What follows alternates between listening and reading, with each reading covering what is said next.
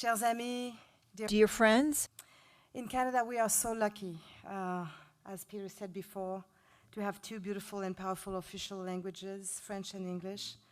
So we felt that it was very important for this National Forum on the Power of the Arts to reflect the richness of this richness of ours. That is the reason why we have decided to provide simultaneous interpretation. Is it working? Ça fonctionne? Oui. is it working?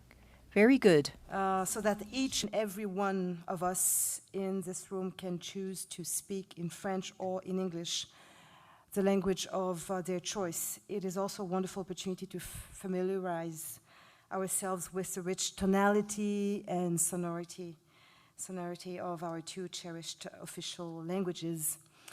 And my choice is to address you my welcoming words in French.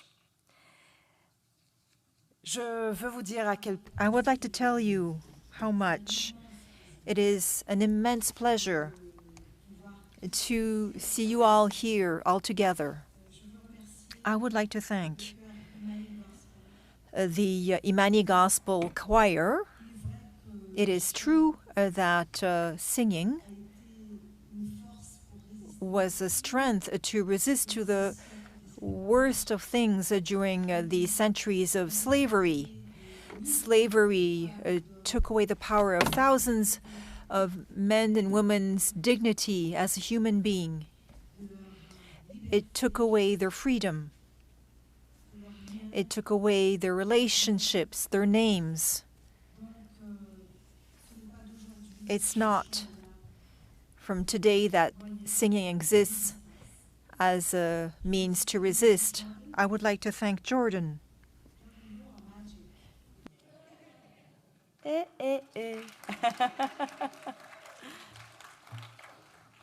It was nice to have you part of the delegation during that state visit to Central Europe. And what you did with the Roma kids was amazing. This young girl, I think she will, you left something with her that is going to stay with her forever. It was very generous and very magic indeed. Donc, nous voilà. So here we are, all together, at the heart of the national capital during the National Forum, the Power of the Arts. It's an open forum to all people, to all sectors, any forms of expression, of creation, of experimentation and innovation. And I thank you to have once again answered to this call.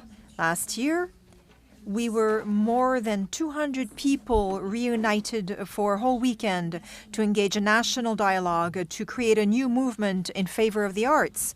The arts bring us together. We heard it more than once here. The arts could also break the silences, break solitudes, and that also takes away indifference.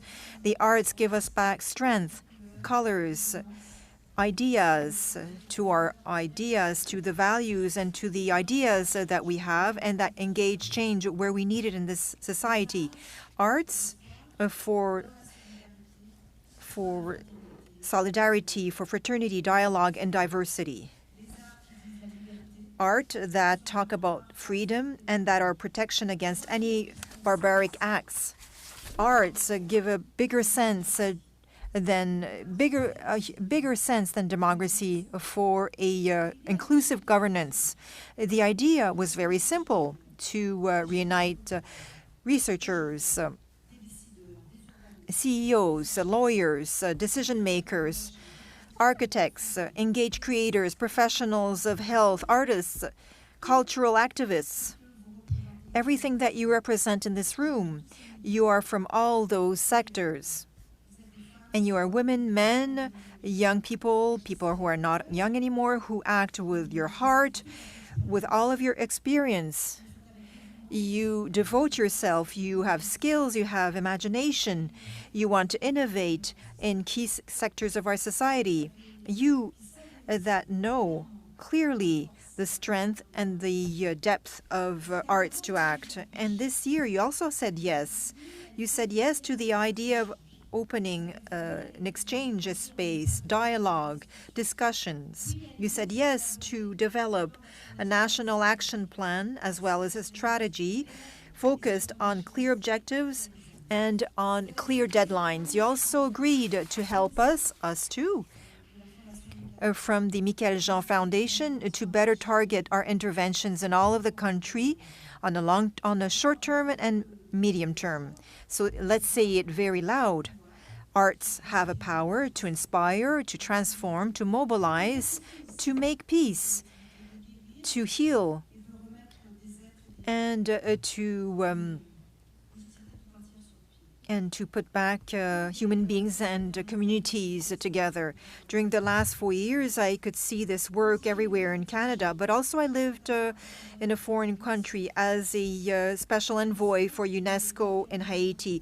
UNESCO is the United Nations Educational, Scientific, and Cultural Organization, and that says everywhere, very strongly, in all forums, on all platforms, everywhere in the world, how culture is a catalyst and culture could develop, is good for human development, economic development, and sustainable development.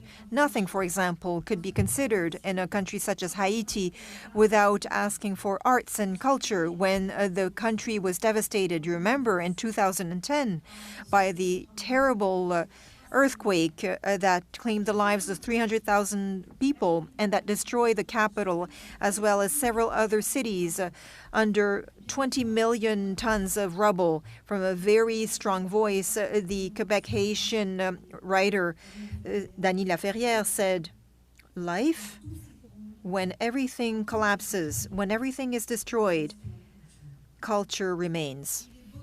It is beautiful to see how the reconstruction and the construction in Haiti includes artists from the street, artisans, young creators, just residents from wards, collectivities, and the art is at the heart of governance in Haiti.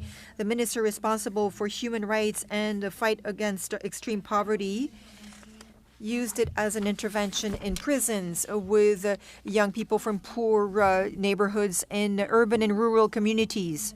Everywhere she puts in different workshops, drama, visual arts, storytelling, singing, dance, music, to have an integrated development humanly and economically and in a sustainable manner. We are here.